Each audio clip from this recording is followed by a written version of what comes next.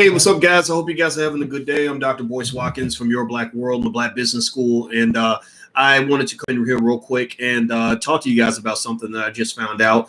You guys know that on this platform, we are all about truth. We're all about truth. We're all about facts. We're all about information.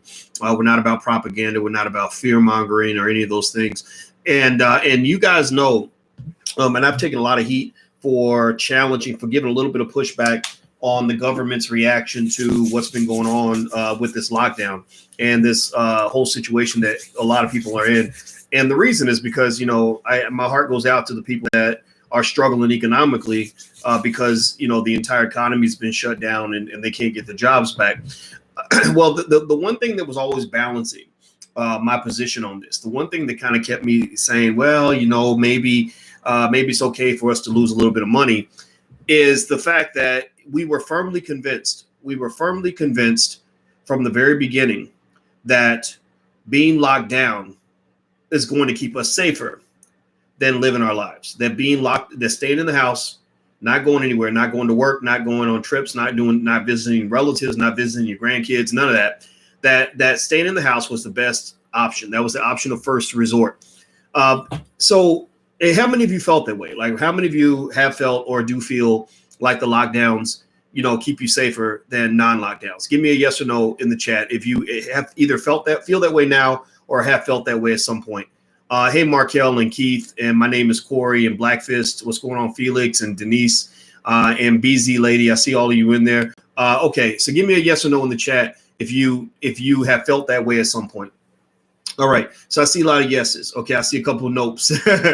I'm going to put myself in the yes category because I was completely convinced that, if you're not sure, you take your time, right? You can ask questions. I don't apologize for asking questions. But when I ask questions, I've always asked the questions from a point of discovery, not from a point of, of being arrogantly ignorant about things I don't understand, right? Because you have a lot of people that will ask you a question, but they only ask the question because they feel like they already know the answer, right? And I'm not in that category. I'm the woman I'm marrying. She's also a researcher, and that's what researchers do. You look at a theory, you dig into it, and you see what the data says. And if the data does not confirm your theory, then it doesn't matter how you feel about it. It doesn't matter what political party you're in. It doesn't matter how it affects you emotionally. You have to change your opinion when the facts change. When the facts are different, your views must be different. Well, let me give you something. I'm going to give you something that you can add to your stack of facts. Again, we're all about facts here. We're all about data. We're all about information. Now, I'm not here to tell you that this should totally shape your entire opinion on any of this. But what I will say is that this is something that really got my attention. Somebody sent it over to me, and I took a look at it. And basically, there's a study, and I found it on MedRx website. Now, see, I don't know exactly who creates this journal. I do see Yale, the word Yale at the top of the page, but I don't know what that means. I don't know what Yale has to do with this. But this study, I see the author's name is Thomas J. Munier. I don't know if that's French or what. But listen to this. Pay attention. Listen to these words very closely. This phenomenological study assesses the impacts of full lockdown strategies applied in Italy, France, Spain, and the United Kingdom on the slowdown of the 2020 COVID-19 outbreak. So they look at the effect that lockdowns have had on your safety, on the spread of the virus, because that's the narrative you've gotten since day one. Lockdown, stay in place. Don't you set one foot out that door. Black folks are in lockstep with this, right? A lot of black folks are in lockstep. The Democrats are in lockstep with this. Other people have different opinions across the world. I don't know, but that's kind of the narrative. But listen to this. They said, comparing the trajectory of the epidemic before and after the lockdown, we find no evidence of any discontinuity in the growth rate, doubling time, and reproduction number trends. Extrapolating pre-lockdown growth rate trends, we provide estimates of the death toll in the absence of any lockdown policies and show that these strategies might not have saved any life in Western Europe. So are y'all hearing this? Give me a yes or no in the chat. Are y'all hearing what this? Are you hearing this? Are you hearing this, or are you just I mean, I hope you're not just sitting back getting mad. I'm reading from a scientific study. It has not been peer reviewed yet. That's something that's important to understand. This is a preliminary result from a study, but it should be included in the conversation. It should be included in the conversation. It says we also show that neighboring countries applying less restrictive social distancing measures as opposed to police enforced home containment experience a very similar time evolution of the epidemic. I'm going to say it again. Extrapolating pre-lockdown growth rate trends, we provide estimates of the death toll in the absence of any lockdown policies and show that these strategies might not have saved any life in Western Europe. We also show that neighboring countries like Sweden applying less restrictive social distancing measures as opposed to police enforced home containment experience a very similar time evolution of the epidemic. And basically what that's saying is that Sweden is no different in terms of the death toll from a lot of countries that had extensive lockdowns. Now, what's the name of the journal? Right now, you can look it up. Look up the study. The study's by a guy. His name is Thomas J. Meunier, Meunier, Meunier. And if you just search "lockdown has no impact" study, you'll find it. It was published. It was released on May 1st. In academia, what they do a lot of times is when you write a paper, before it goes into an academic journal, you release it to the public so that your peers can see what you've worked on. And so a lot of times, if something is done by a reputable scholar, somebody that they know is going to do a good job, then other scholars will reference that work. Because a lot of times it takes a couple of years for a paper to actually get into an actual publication. I'm not going to sit here and tell you that this is the be all end all authority on this issue. I'm just here to tell you that there are a lot of dissenting opinions that you're not hearing from. And that's, to me, the crime. The crime is not that you may disagree with something that I say. The crime is that you have no right to disagree if I'm saying certain things. That's what you have to be careful about, in this country. And I'm going to tell you what, if it does turn out that, after people have lost their homes, lost their jobs, lost their life savings, lost their minds, and they find out that this lockdown wasn't even necessary, they're going to be livid. There's going to be hell to pay. And I will tell you, reiterate that the thing that got me really asking the questions you're not supposed to ask was when I saw all these celebrities parading around like, I got the corona. And I'm like, okay, which one of y'all is going to die first? If this is so scary, they're telling me it's the end of the world. Okay, I can live with that or die with that. I'm not afraid to die. But which one of y'all going to die first? Not one of them died. That guy, Chris Cuomo on CNN, was all dramatic. He was like, I'm in my basement. I have corona. I can't move. I can't breathe. It's very hard to breathe, Don.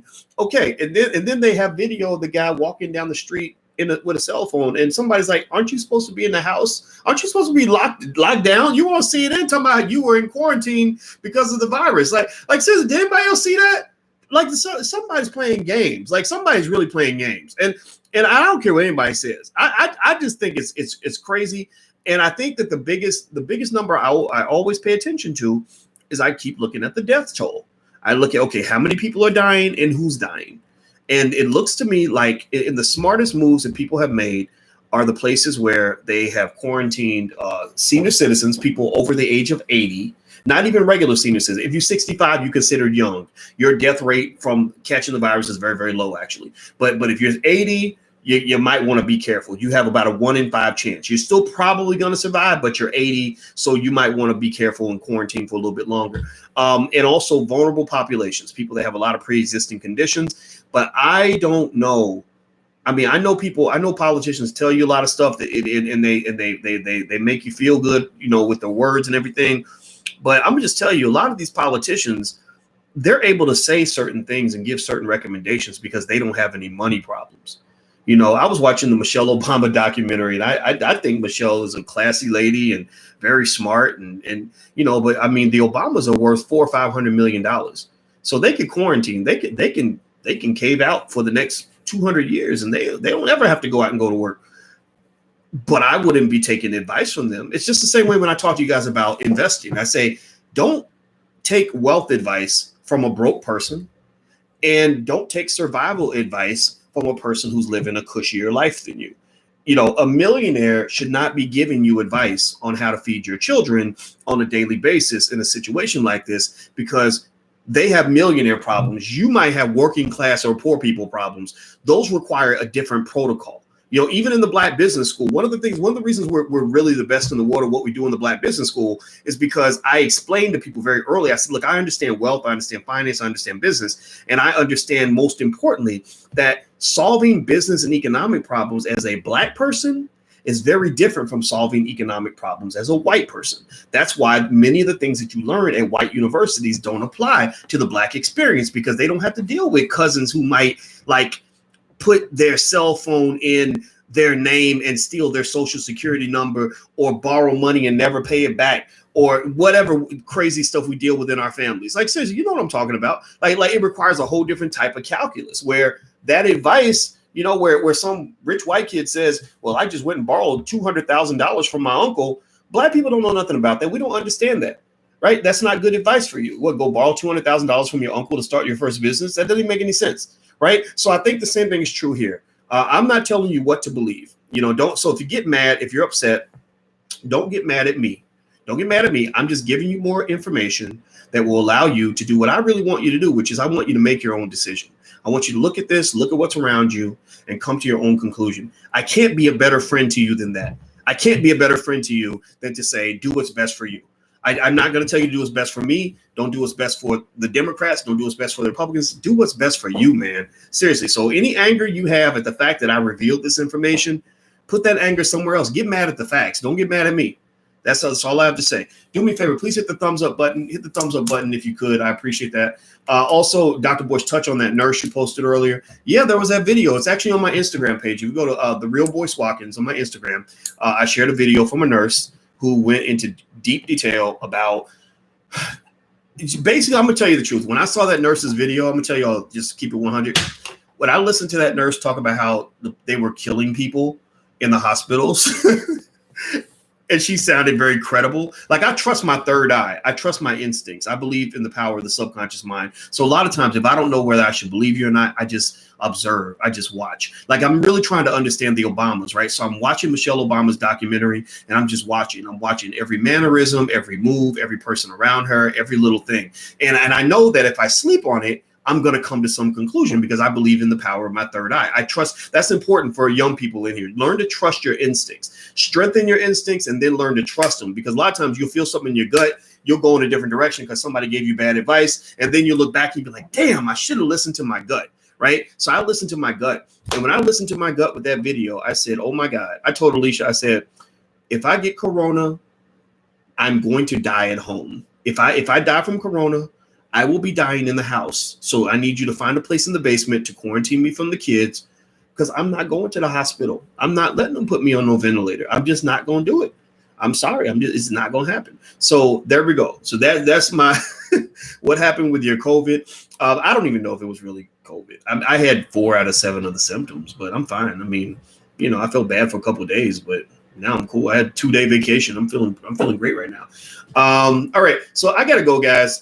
We're about to actually, the masterclass starts in less than an hour, but I wanted to do this podcast to cover this topic because I thought it was an interesting topic. So do me a favor. If you could, please hit that thumbs up button right now. Everybody, please hit the thumbs up button, hit the share button, hit the subscribe button. And if you still want to join the masterclass, you can join at drboycemasterclass.com. So feel free to join us. It's going to be great. You're going to love it. There's a money back guarantee if you're not happy for any reason. There's a payment plan. It's excellent. It'll be the only financial class you'll ever need for the rest of your life. I guarantee it. When it comes to investing, I know how to teach it in a way that I think goes above and beyond almost anything else that's out here. And I make that promise to you. And if you don't find that that's true, then let us know. We have no problem giving you a refund and then finding out how we can do things better. So feel free to go to drboycemasterclass.com. That's drboycemasterclass.com. I'm out of here, guys. Have a good day. Thanks for listening. See you soon. Peace.